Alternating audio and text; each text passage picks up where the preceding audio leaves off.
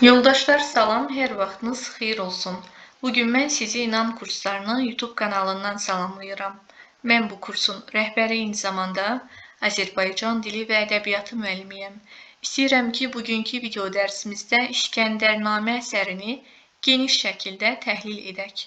Hansı ki, həm 10-cu sinif dərsliyində olan nəzm hissəsinin təhlilini, həmçinin də Dövlət İmtahan Mərkəzinin paylaşdığı nəzm hissəsinin təhlilini bugün sizinlə paylaşacağam və öncədən qeyd edim ki, İskəndərnamə əsərinin təhlili ilə bağlı bizim ədəbiyyat gecəmiz təşkil olunacaq. Bugün də siz bu əsəri tam şəkildə mənimsəyə biləcəksiniz və həmin ədəbiyyat günü, ədəbiyyat gecəsi haqqında ətraflı məlumatı videonun açıqlama hissəsindən oxuya bilərsiniz.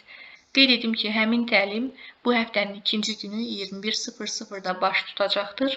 Lakin əgər təlim baş tutubsa və siz iştirak edə bilməmsinizsə, heç narahat olmayın. Çünki bizim növbəti təlimlərimiz də baş tutacaq və mütləq ki, sizi o təlimlərdə görmək istəyərik. Biz tez-tez belə ödənişsiz dərs günləri təşkil edirik. Bunun üçün sadəcə kursumuzun YouTube kanalına abunə olmağınız və bildirişləri aktiv etməyiniz kifayətdir ki, məlumatlar paylaşıldıqca sizin qarşınıza çıxsın.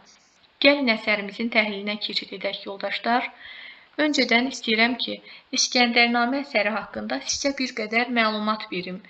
Bunu bir növ tanıtım məlumatı kimi düşünə bilərsiniz və sizdə müəyyən qədər əsər haqqında fikir formalaşar. İskəndərnamə əsəri Nizami Gəncəvinin 5-ci, yəni sonuncu poemasıdır. İskəndərnamə əsəri fars dilində əruz vəznində yazılmışdır. Əsər 1200-1203-cü illər arasında yazılıb, yoldaşlar. Əsərimiz iki hissədən ibarətdir. Birinci hissəsi Şərəfnamə, ikinci hissəsi İqbalnamə adlanır. Və bu əsərdə, belə deyək də, Nizami Gəncəvinin digər lirik şeirlərində, digər poemalarında olan ictimai problemlər İskəndərnamə əsərində də öz əksini tapmışdı. Bu baxımdan əsər oxucularda daim bir maraq yaradır. İndi isə gəlin yavaş-yavaş nəzm hissələrinin təhlilinə başlayaq. Ekranı yaxınlaşdırım ki, hamıya rahat olsun. Mən elə başladım bu şux dastanı, coşdurar sazımın səsi dünyanı. Deməli, bu hissədə Nizami əsərə necə başlamasından, bu poemanın necə yazmasından danışır. Ən doğru sözlər ki oyadır maraq, tarixdən onları bir-bir alaraq, düzdüm dastanıma əsər yaratdım, ağla sığmayanı büsbütün atdım. Deməli, burada Nizami Gəncəvi etiraf edir ki, İskəndərnamə əsərini yazanda tarixi mənbələrdən istifadə edib, həmçinin ağla sığmayan, yəni inanılmaz məlumatlardan istifadə etməyib, reallığa əsaslanıb daha çox. Dastanı düzərkən fikrim açıqdır, çox səlis olsa da yol dolaşıqdır. Deməli, burada artıq Nizami Gəncəvi dastanı yazarkən qarşılaşdığı problemlərdən biraz danışıb bizə. Deyir, çox səlis olsa da yol dolaşıqdır, proses müəyyən qədər çətin olub. İskəndər haqqında heç bir əsərdə məlumat görmədim yığcam bir yerdə. Ən qədim tarixi əsərlərdən mən Yəhudi, Nəsrani, Pəhləvilərdən ən incə sözləri əlimə saldım, qabığa ataraq məğzini aldım. Artıq bu dediyimiz fikirlər tam ümumiləşir. Deməli, Nizami Gəncəvi İskəndərnaməni yazanda Yəhudi, Nəsrani və Pəhləvi mənbələrindən geniş şəkildə istifadə edib. Lakin olduğu kimi məlumatları köçürməyib, qabığa ataraq əsas məğzi almışdır. Yoldaşlar, bu qırmızı şriftlə qeyd etdiklərimi mütləq şəkildə öz qeyd dəftərinizə yazın. Deməli, artıq öyrəndik ki, Nizami Gəncəvi İskəndərnamə əsərini yazanda hansı mənbələrdən istifadə edib? Yəhudi, Nəsrani, Pəhləvi mənbələrindən geniş şəkildə istifadə edib. Müxtəlif dillərdən yığdım çox sözlər. Bunlardan düzüldü yazdığım əsər. Şeirimdən atsaydım bəzəkli donu, azacıq zəhmətlə yazsaydım onu, bu böyük fatihin sərgüzəştindən bir vərəq yazmaqla bitirərdim mən. Yəni, Nizami Gəncəvi deyir ki, əgər əsərimin bədii keyfiyyətini artırmasaydım, hadisələri olduğu kimi yazsaydım, bu böyük fatihin, İskəndərin hekayətindən bir vərəq yazmaqla əsəri mən bitirə bilərdim. Yəni deyir, əsərin bu qədər geniş olmasına səbəb Nizaminin yaradıcılığıdır. Yaradıcılıq bacarığıdır. Dünyanı dolaşan Böyük İskəndər yorulmaq bilmədən edirdi səfər. Dünyanı dolaşıb dörd yanı gəzdi, bilmədiyi mülkü fəth eyləməzdi. Deməli, İskəndər sadəcə bildiyi məkanları fəth edərdi. Yaxından tanıdığı, bələd olduğu məkanları fəth edərdi. Hansı bir dövlətə verdi nəhayət, kəyan adətinə göstərdi hörmət. Deməli, İskəndər kəyan adətinə böyük hörmət göstərib. Bu da xüsusən İbn Həşimin testlərində yoldaşlar daha çox öz əksini tapır. Bunu da qeyd edin. Sildi şurişləri köhnə dünyadan, taxt aldı, tac aldı qoca daradan. Baxın, burada şurişlər deyəndə bir tayfa, nəsil, xalq nəzərdə tutulmur. Sadəcə pis əməl insanları, sahibləri nəzərə alınır. Yəni, İskəndər pis insanları bu dünyadan sildi, məhv etdi və həmçinin qoca daradan taxt aldı. Bundan mən daha geniş danışacağım. Əlavə əsərlər PDF-ində Dara haqqında daha geniş təhlilimiz olacaq bizim. Ömründən keçirkən tam 20 il şahlığa ucadan vurdurdu təbil. Deməli 20 yaşında İskəndər şah olub, hökmdar olub. Hökmdar taxtına nə vaxt əyləşib? 20 yaşında. 27-yə çatınca yaşı peyğəmbər olaraq ucaldı başı. Deməli İskəndər 27 yaşında peyğəmbər olmuşdu. Gəlin mən bu şrifti bir balaca incə götürüm. Daha aydın olsun bizə. Yaxşıdır belə. Deməli 20 yaşında hökmdar olub, hökmdar taxtına əyləşib. 7 il sonra 27 yaşında isə peyğəmbər olub. İskəndərin peyğəmbərliyə ucalması haqqında da geniş təhlilimiz olacaq bizim. Peyğəmbər olaraq ucaldı başım. İskəndər o günkü peyğəmbər oldu. Onun tarixinə naxış vuruldu. Dinə yol göstərən bir hikmət oldu. Dünyada mübarək bir dövlət oldu. Deməli, İskəndər peyğəmbərliyi layiqincə təbliğ edə bilib. Davam edirik. Dünyanı gəzərkən döndü hər yana, elədi çox böyük şəhərlər bina. Baxın, deməli İskəndərin şəxsən tikdiyi şəhərlər var. Bina salmaq, yəni tikib. Hinddən başlayaraq Yunana qədər hər yerdə tikdirdi böyük şəhərlər. Deməli, İskəndərin tikdirdiyi şəhərlər Hindistandan Yunanistana qədərki ərazini əhatə edir. Dərbəndi deyirlər, İskəndər qurdu. Baxın ha, deməli, Dərbəndi də İskəndərin qurması haqqında fikir var. Bu da Dövlət İmtahan Mərkəzinin ilə demək olar ki, bütün testlərdə öz əksini tapan fikirdir. Bunu mütləq qeyd dəftərinizə yazın. Əqli ilə o şəhərə böyük sədd vurdu. Dərbəndə sədd vurub. Çox bina salmışdı bunlardan başqa, onları saymaqla çatmaz ki başa. Birisi uzanmış şimali qütbə, bir kök uzanıb getmiş cənubə. İskəndər hər yerə atını çapdı, o yerlər şənləndi, saadət tapdı. Deməli, İskəndərin hökmdarlıq, hökmranlıq etdiyi ərazilərdə saadət hökm sürüb. Dağlara, çöllərə tapdı min çarə, ölümün əlində qaldı bir çarə. Deməli, hər nəyə çarə, hər şeyə çarə tapa bilsə də, İskəndər ömrünün cavan çağında tarixdən bilirsiniz də vəfat edib. Yanılmıramsa, burnundan qanaxma nəticəsində tarixdə belə bir məlumat vardı. Bunun nəticəsində vəfat edib. Yəni, burada da müəllif Nizami qeyd edir ki, İskəndər çox şeyə çarə tapsa da, ölümün əlində sonda bir çarə qalmışdı. Yoldaşlar, bir məlumatı da qeyd edim. Baxın, İskəndərnamə poema janrında yazılıb.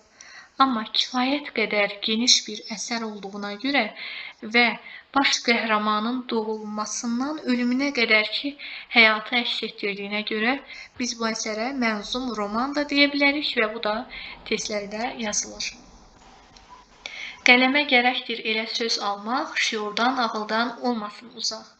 Parlaq inci kimi düzülən sözlər ağla sığmazsa yalana bənzər. Doğruya azacıq bənzəyən yalan yaxşıdır yalana bənzər doğrudan. Bunu da qeyd edin. Nizaminin aforizm tipli cümlələrindəndir. Davam edək. Yunan ölkəsinin padşahlarından vardı bir gənc dövlət, böyük hökmran.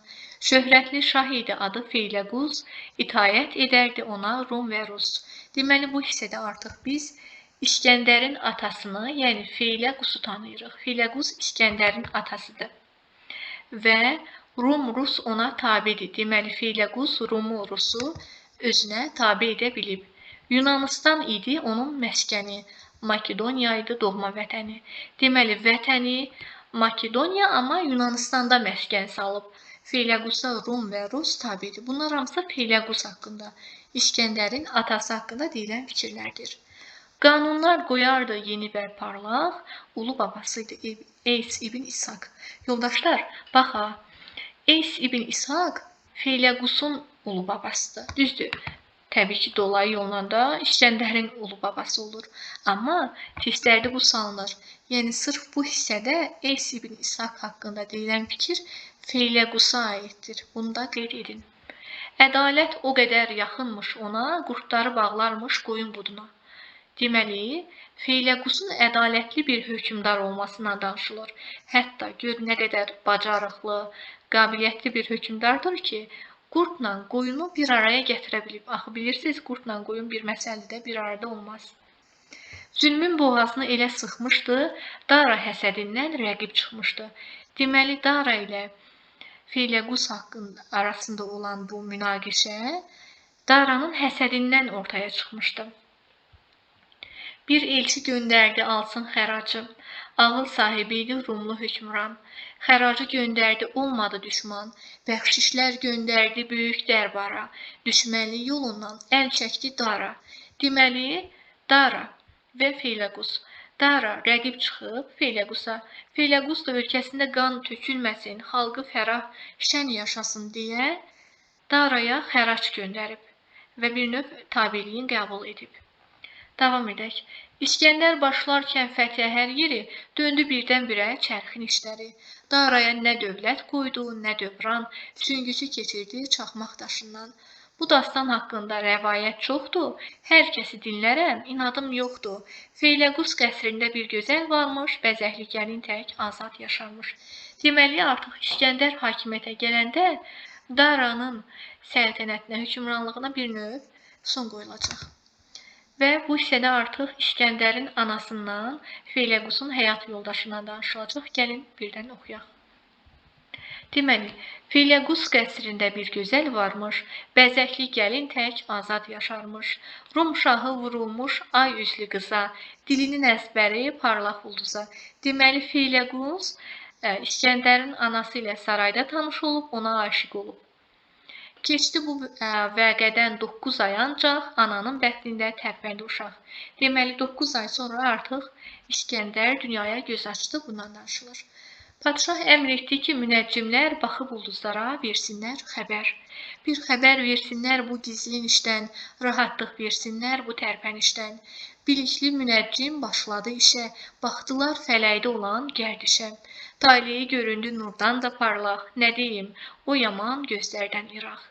Belə xoş fal ilə dünyaya gəldi, o vaxtda belə bir fidan yüksəldi. Deməli, İskəndər dünyaya gələndə atası münəccimlərə əmr edir ki, onun falına baxsınlar. Qədim dövrdə bu adət idi. Uşaq dünyaya gələndə münəccimlər həmin uşağın gələcəyindən bir növ xəbər verirdilər. Bunun üçün uşağın falına baxırdılar və İskəndərin falında xoş hadisələr öz əksini tapıb. Onun gələcəyinin parlaq olduğu, xalqa fayda verəcəyi qeyd olunub. Bu da atasını sevindirib təbii ki. O sərvin budağı bəsləndi nazla, Turac tək səkərək səsləndi nazla. Meydan axtarırdı beşikdə ikən, yəhərə atıldı öz beşiyindən. Artıq burada şair bir növ mübaliğə edib, lakin onun, yəni İskəndərin qəhrəmanlığını ön plana qoymaq üçün bu mübaliğədən, şişirtmədən istifadə edib. Deməli, İskəndər beşikdə ikən meydan, savaş yeri axtarırdı. Yəhərə atıldı öz beşiyindən, dayədən istədi ox ilə kaman. Gör necə də qəhrəman olub ki, dayədən ox və kaman istəyib. Kağızı, ipəyi hey aldı nişan, böyüdü, öyrəndi qılınc vurmağı, qızmış aslanlara qarşı durmağı. At minmək zövqündən ləzzət alınca, düşdü şəhriyarlıq, şahlıq dalınca. Yəni, artıq at minməyi öyrəndikdən sonra şahlıq dalınca qaçdı. Davam edirik. Bu hissədə artıq Bərdənin təsviri var. Bərdə nə gözəldir, nə qəşəngdir, yazı da, qışı da güldür, çiçəkdir. İyulda dağlara lalələr səpər, qışını bahara nəsim öpər. Yoldaşlar, bu hissədə Bərdənin ilin hər fəslində təbiətinin güllü çiçəkli, gözəl olduğu deyilir. Və iyul ayında Bərdədə dağlarda lalələr var. Qışını deyir, baharı nəsimi öpər, yəni küləyi öpər bu mənada. O yaşıl meşəsi cənnətə bənzər, şən ətəklərinə bağlanmış Kövsər. Söyülü çöllərə vermişdi zinət, Ağbağı elə bil həqiqi cənnət. Deməli, Bərdədəki Ağbağdan danışılır. Qırqovul yuvası hər sərv ağacı, oxuyur kəkliyi, ötür turacı. Səssizlik içində dincəlir gülşən, torpağı silinmiş qayğı kədərdən. Bu hissə önəmlidir. Deməli, Bərdə torpağında, Bərdə ərazisində kədər, qayğı, narahatlıq olmayıb. Belə nəql edir söz xəzinədarı, köhnə xəzinənin adlı saları. Hakim qadın varmış, adı Nüşabə. Yəni, Bərdəyə kim hakimlik edir? Nüşabə. Önündə minlərcə, baxın artıq burada Nüşabənin təsvirinə baxırıq biz. Önündə minlərcə gözəl qız varmış, xidmətə ay kimi kəmər bağlarmış. Bunlardan başqa var igid, qəhrəman, 30 min qulamı qılınc oynadan. Bax, bu hissə önəmlidir, yoldaşlar. Deməli, Nüşabə haqqında biz deyəcəyik ki, heç bir bəyə əmir vermir. Yəni, işini xanımlarla edir. Xanımlarla işini edir. Amma bununla bərabər, hakimiyyəti qorumaq üçün 30 min qulamdan ibarət, kişilərdən ibarət onun bir dəstəsi var, ordusu var bir növ. Bunu da qeyd edək. Qadınla aşardı onun hər işi, tapşırıq almamış ondan bir kişi. Bax, bu hissəni deyirəm. İskəndər səhraya çəkincə ordu, çadırlar başına əflakə vurdu. Gördü bir şənliklə yoğrulmuş cənnət, etdi əkinlərə, çaylara heyrət. Yəni, İskəndər bura gəldi və bu məkana heyrət etdi. Hələ ki, Nüşabə ilə qarşılaşmayıb. Sordu, bu şən ölkə kimindir, kimin? Kim burada padşahlıq edir, söyləyin. Dedilər, gördüyüm bu var, bu yatır, bu gözəl torpaqlar bir qadınındır. O qədər dindardır bu nazlı dilbər, öz cənnət köşkündə yatmaz gecələr. Deməli, artıq İskəndər bura gəlir, bu məkana heyran qalır və soruşur ki, bu məkana kim hökmdarlıq edir? Deyirlər ki, Nüşabə adında bir xanımdır, xidmətində sadəcə qadınlar var. Özü də dindar bir xanımdır və təbii ki, İskəndər ona heyran olacaq. Əsla onun üzərinə qoşun yeritməz. Çünki o bir dindar xanımdır, öz işindədir, işini xanımlarla görür. Ədalətlidir eyni zamanda. Nə gündüz əl çəkir can bəsləməkdən, nə gecə Tanrı ilə səcdə etməkdən.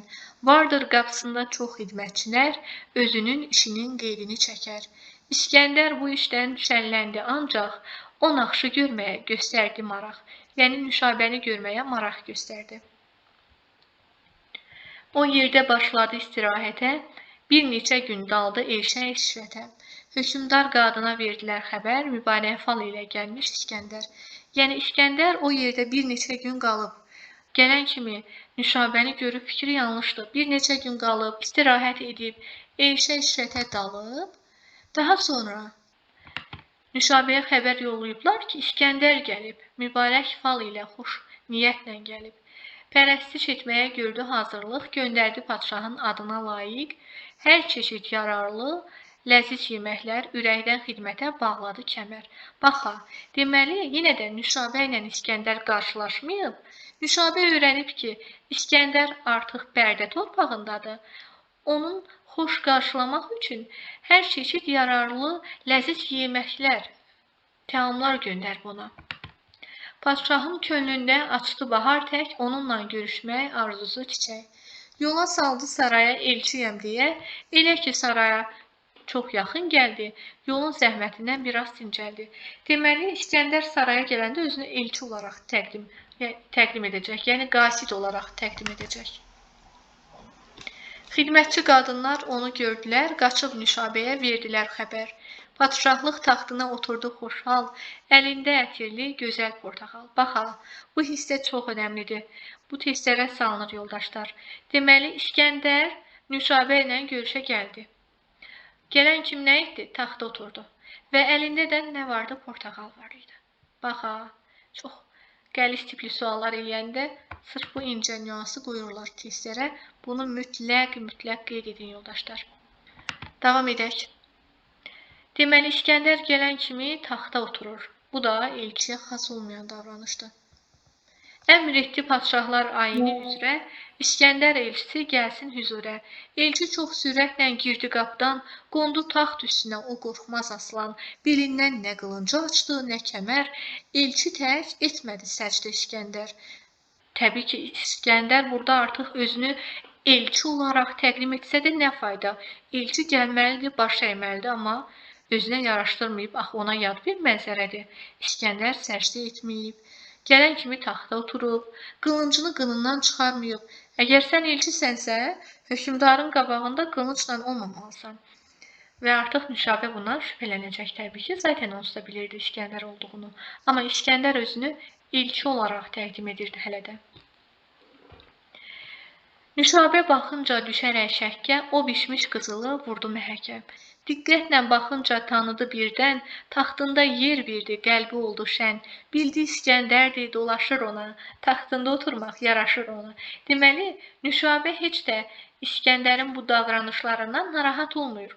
Bir ara şəkkə düşür, amma düşünür ki, Nüşabənin taxtında əyləşmək İskəndərə yaraşır. Davam edirik. Sezdiyi bu işi açmadı ona, açarım var deyə bağlı qıflına. Deməli, o dəqiqə bunu bildiyini İskəndərin nəzərinə çatdırmadı. İskəndər bir elçi kimi davrandı. Özünü olduqca o sərbəst sandı. Çox salam yetirdi, hey dönə-dönə, təkmil bir elçilik ötdü özünə. Yəni, burada artıq İskəndər özünə kamil, təkmilləşmiş, inkişaf etmiş bir elçi kimi davranır, yəni özünü elçi kimi tanıdır. İskəndər haqqında, yəni deyir ki, mən elçiyəm, İskəndərdən sənə salam gətirmişəm. Amma Nüşabə də onsuz da onun İskəndər olduğunu, əsl İskəndərin ilə qarşısında olduğunu bilir. Elə ki, yetirdi özündən xəbər, başını aşağı dikdi İskəndər. Nüşabə cavab üçün lalə sayağı, gül açıb tərpətdi yaqut dodağı.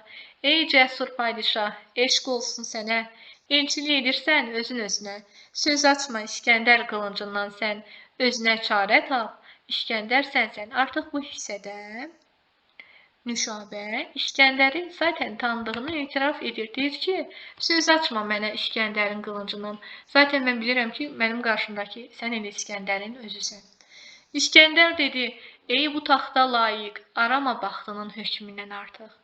İskəndər dənizdir, mən çayam artıq. Günəşlə kölgəni olmaz bir tutmaq. Baxa, burada İskəndər özünü dəniz adlandırır. Qasid elçi kimi təqdim etdiyi şəxsi isə, yəni digər özünü isə çaya bənzədir. Və deyir ki, günəşlə, yəni İskəndərlə bir elçini eyni tutmaq olmaz. Ağıllı Nüşabə yenə dür saçdı, o gül dodağından qıfılı açdı. Qəlbimi bu qədər aldatmaq nədən? Yalan atını gəl minib çapma sən. Bu da testlərə salınır, bu nitq. Çox görmüşəm. Kimin dilindən kimə deyilir kimi sual qoyulur. Nüşabənin dilindən İskəndərə. Elçidə olurmu bu belə cəsarət? Hüzurda göstərsin bu qədər hiddət. Tez verdi belə bir cavab İskəndər. Bir tülkü aslandan gətirməz xəbər. Gözündə olsam da cəsur, qəhrəman, İskəndər deyiləm, elçiyəm ondan. İskəndər deyir ki, mənim bu cəsarətim İskəndəri təmsil etməyimdən irəli gəlir. Nüşabə qızdı o aslan ürəyə. Günəşi palçıqla suvadın deyə, kənizə əmr etdi, bir, baxsın deyə, padşahlar rəsmini öpən ipəyə. Deməli, Nüşabənin ipək parçası vardı, həmin o ipəyin üzərində hökmdarların şəkilləri vardı. İpəyi kənizə əmr edir ki, göstərsinlər. İpəkdə göstərdi ona bir bucaq, söylədi, əlində tut, diqqətlə bax. Bu surət, bu sima kimindir, kimin? Sarayda hörmətlə saxlaram, niçin? İskəndər deyir ki, mən sənin şəklini saxlayıram və sənə hörmət edirəm. İskəndər dinlədi onu hörmətlə, yazılı ipəyi açdı sürətlə. Rəsmini tanıdı baxınca şəklə, gördü almış düşmən ölkəni ələ. Bu işdə kin, hiddət göründü yersiz, bir cavab verməkdən qalaraq aciz, qorxudan saraldı bir saman kimi, sığındı Allaha tutulan kimi. Deməli, məhz bundan sonra artıq İskəndər qorxur. İskəndər Nüşabənin ağlının önündə qorxur və Allaha sığınır. Nüşabə gördü ki, o qızğın aslan pozuldu, alçalıb düşdü ucadan. Dedi, ey uğurlu böyük tacidar, zəmanə başlara çox oyun açar. Düşünmə, hörmətim çoxdur, bunu bil. Bu ev öz evindir, başqa yer deyil. Pərəstiş edərəm sənə hər zaman, ya orada, ya burada, bəndəyəm inan. Bu rəsmi onun üçün göstərdim ki, sən mənim də şəklimi aydın görəsən. Erkək tinətliyəm, olsam da qadın, hər işi bəllidir mənə dünyanın. Mən də bir aslanam, düşünsəm biraz, aslanın erkək dişisi olmaz. Deməli, artıq İskəndər narahat olandan sonra Nüşabə onu bir növ rahat vəziyyətə salmaq üçün deyir, narahat olma.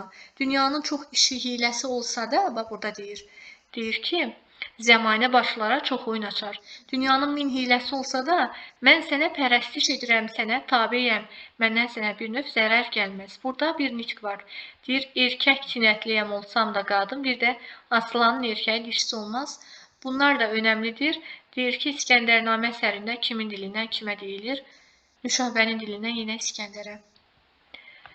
Sözünü ürəklə dedi, şənləndi, öz billur taxtından aşağı indi. Taxtıma dedi, sən otur namidar, bir taxta yaramaz, iki tacidar.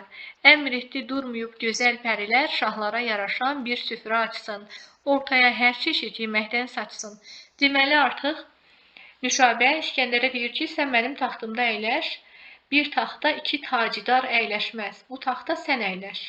Görə, xanım hökmdar Bərdənin hakimidir, öz yerini İskəndərə verir və daha sonra əmr edir ki, süfrəyə müxtəlif ləziz yeməklər qoysunlar. Davam edək. Süfrədə quzular coşqun sevincdən quş kimi qol qanad açmışdı şən-şən. Müəllif burada çox gözəl təsvir edib. Yəni, süfrədə quzudan yeməklər var idi.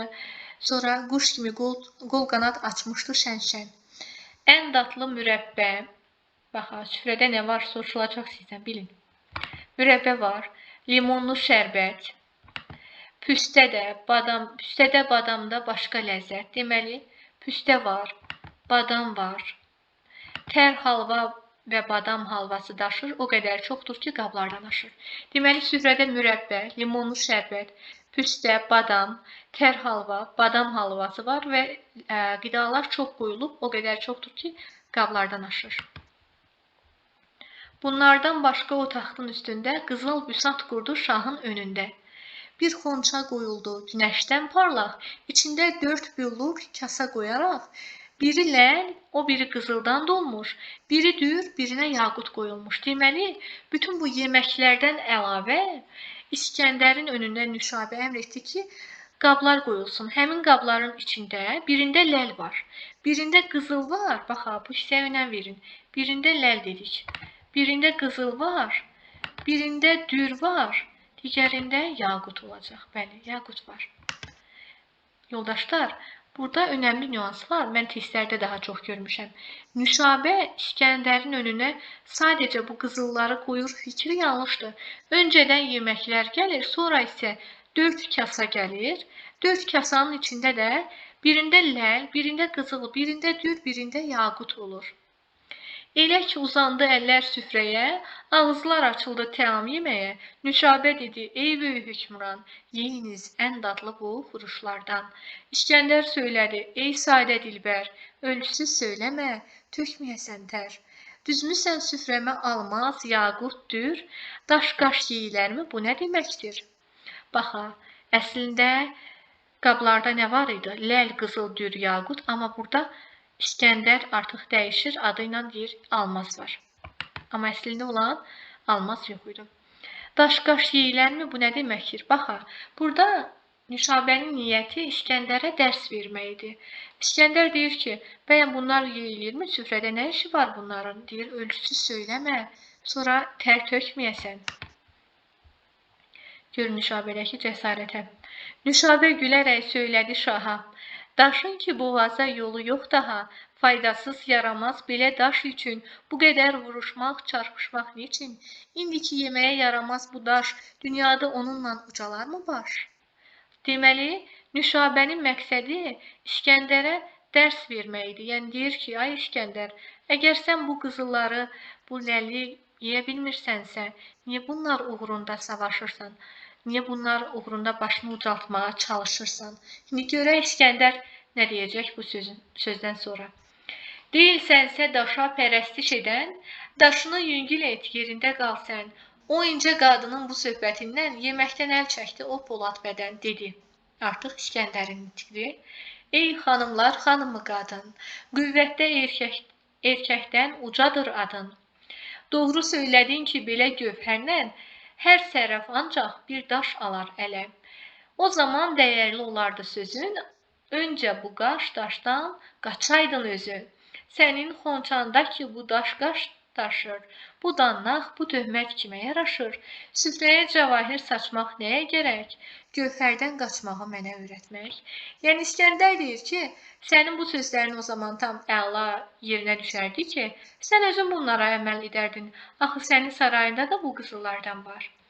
Amma İskəndər Nüşabənin bu dərsindən, ibrət dərsindən dərs götürə biləcək, onunla razılaşacaq.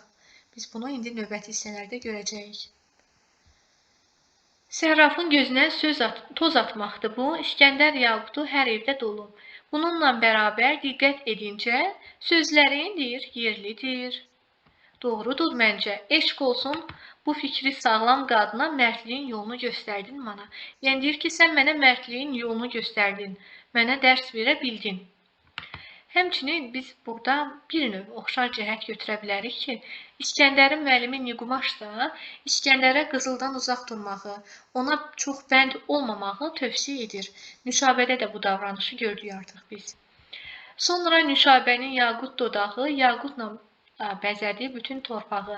Əmr etdi xonçaya qoyuldu yemək, qızıl noğuldanlar, əntiq və qəşəng. Hər yeməkdən özü dadırdı öncə, çox heyrət etdi şah bunu görüncə.